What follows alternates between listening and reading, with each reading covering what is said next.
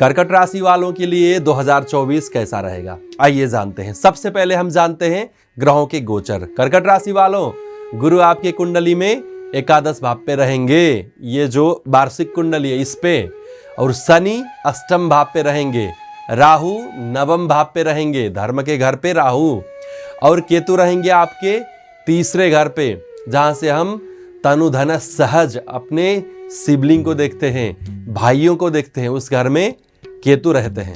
अब जानते हैं गुरु के एकादश भाव पे रहने से, शनि के अष्टम भाव पे रहने से, राहु के नवम और केतु के तीसरे भाव पे रहने से आपको कैसा फल मिलेगा कर्कट राशि वालों 2024 में। लोकपथा एस्ट्रो में आप हमें देख रहे हैं, मैं चिरंजीवी डाकाल आपको भगवान पशुपतिनाथ की नगरी काठमांडू से हम ये वीडियो बना रहे हैं आप लोगों के लिए। और जानते हैं ये राशिफल कर्कट राशि वालों का। गुरु एकादश भाव पे, एकादश भाव क्या है? आमदनी का घर है, लाभ स्थान कहते हैं। गुरु क्या है? देवताओं के गुरु है। जब देवताओं के गुरु आमदनी के घर पे रहेंगे, एकादश भाव पे रहेंगे, तो क्या होगा? आपको आमदनी ही देंगे अच्छे से, मतलब सत्कर्म से। बुरे कर्म तो राहु कराएंगे अगर कर्म स्थान पे रहेंगे या आमदनी के घर पे रहेंगे। गुरु हमेशा क्या करेंगे? अच्छे कर्मों से ही आमदनी देते हैं। अकुप्यम च लाभे गुरौ किम न लभ्यम। ऋषि कहते हैं अगर लाभ स्थान पे गुरु रहते हैं, अकुप्यम किम न लभ्यम, अकुप्य का अर्थ होता है सोना चांदी, ये कैसे प्राप्त नहीं करेगा, अर्थात अवश्य ही प्राप्त करेगा, क्योंकि गुरु का बेस्ट कलर येलो, और धातुओं में येलो कौन सा होता है? गोल्ड, सोना।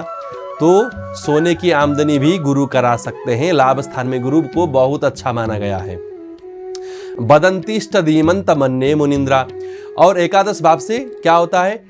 पंचम भाव पे गुरु की दृष्टि चली जाती है, तो पंचम भाव से हम क्या देखते हैं? विद्या को देखते हैं।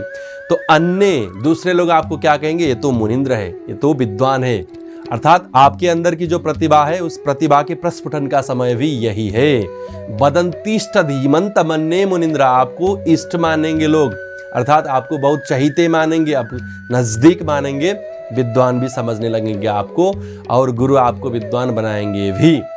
और शनि के अष्टम भाव से रहने से क्या होगा? सनौ रंध्रगे व्याधितः क्षुद्रदर्शी। अष्टम भाव से हम मृत्यु को देखते हैं। शनि हमारे शरीर के अंदर जो नर्व सिस्टम है उसको रिप्रेजेंट करते हैं। शनि अगर अष्टम भाव पे रहेंगे तो क्या होगा? अष्टम भाव कालपुरुष कुंडली में मंगल का घर है। मंगल और शनि दोनों गर्म स्वभाव के ग्रह है, तो इतना अच्छा मिलती नहीं है इन दोनों के बीच में। तो क्या होगा? अष्टम भाव से रहने से शनि अर्थात आपके नर्व सिस्टम में कुछ खराबियां आ सकते हैं। ये जो न्यूरोलॉजिस्ट के पास जाना या नशे संबंधी कुछ दवाइयां लेना या डॉक्टर के पास चले जाना, ये हो सकता है। इतना ही नहीं, शनि क्या है? पापक ग्रह है। अष्टम भाव से हम क्या देखते हैं? गुप्त विद्या को भी देखते हैं। क्षुद्रदर्शी, आप लोगों के ये दोष दर्शन में भी सक्षम रहेंगे, अर्थात जितने भी गलतियां चाहे दूसरे लोग करते हैं चाहे खुद करते हैं, ये दोष दर्शन की क्षमता भी आपको देते हैं। मंत्र सिद्धि, गुप्त विद्या की ये सिद्धि, ये सारी चीजें, अगर आप तंत्र विद्या के उपासक हैं, अगर आप कर्कट राशि के हैं, तो ये साल 2024 काफी फलदायक हो सकता है। और राहु आपके भाग्य स्थान पे रहते हैं। राहु क्या है? राक्षस है। कहाँ पे रह रहा है? धर्म स्थान पे या भाग्य स्थान पे, नवे भाव पे। वैसे ही तीसरे भाव पे कालपुरुष कुंडली में राहु उच्च के माने जाते हैं और नवम भाव पे नीच के माने जाते हैं। और नीचस्थ राहु अगर धर्म के स्थान पे रहेगा तो आपको धर्म से थोड़ा अलग ही रखेगा। राहु तो राक्षस है, राक्षस का कौन सा धर्म होता है? धर्म ही नहीं होता है। अगर राहु उच्च का होता, सुगृही होता, तो आपको कट्टर बना देता, परंतु यहाँ तो राहु नीच है, तो आपको थोड़ी सी नास्तिकता की ओर ले जाएगा, या कहें कर्मकांड या ये पूजा पाठ से थोड़ा हट करके आपको आध्यात्मिकता की ओर ले जाएगा। क्योंकि राहु धर्म पे तो विश्वास नहीं करता, परंतु थोड़ा कहीं ना कहीं अध्यात्म की ओर आपको ले जा सकता है। या आप ऐसा कहें कि धर्म के ऊपर आप प्रश्न कर सकते हैं कि ऐसा क्यों हुआ, ऐसा क्यों नहीं। तो राहु आपको धर्म से थोड़ा दूर ले जा सकता है। और राहु भाग्य स्थान पे है, भाग्य स्थान पे राहु के नीच राहु के रहने से क्या होगा? भाग्य तो नीच ही रहेगा, अर्थात जो चीज आप चाहते हैं टाइम पे बने, नहीं होगा, क्योंकि राहु जहाँ भी रहेगा, मैंने अभी थोड़ी देर पहले बताया कि राहु जहाँ भी रहेगा झगड़ा ही करेगा। आपके भाग्य स्थान पे है तो राहु आपके भाग्य से झगड़ा करेगा, अर्थात जब झगड़ा करेगा तो नजदीक नहीं आने देगा, तो ज्यादा अच्छा नहीं माना गया है नवम भाव पे राहु को। और जब राहु नवम भाव पे है तो केतु कहाँ पे है? तीसरे भाव पे। तीसरे भाव से हम क्या देखते हैं? सिबलिंग को देखते हैं।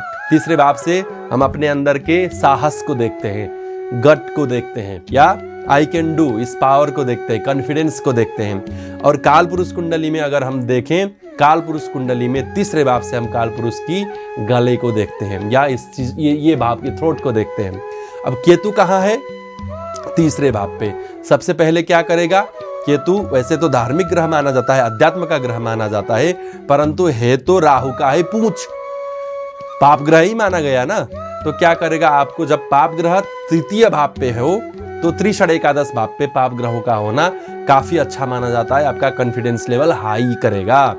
आपको क्या करेगा? पाप ग्रह अगर तीसरे भाव पे रहेगा तो मैं कर सकता हूं, इस चीज को बढ़ावा ही देगा। और दूसरी बात, अब सिबलिंग से दूरी क्यों?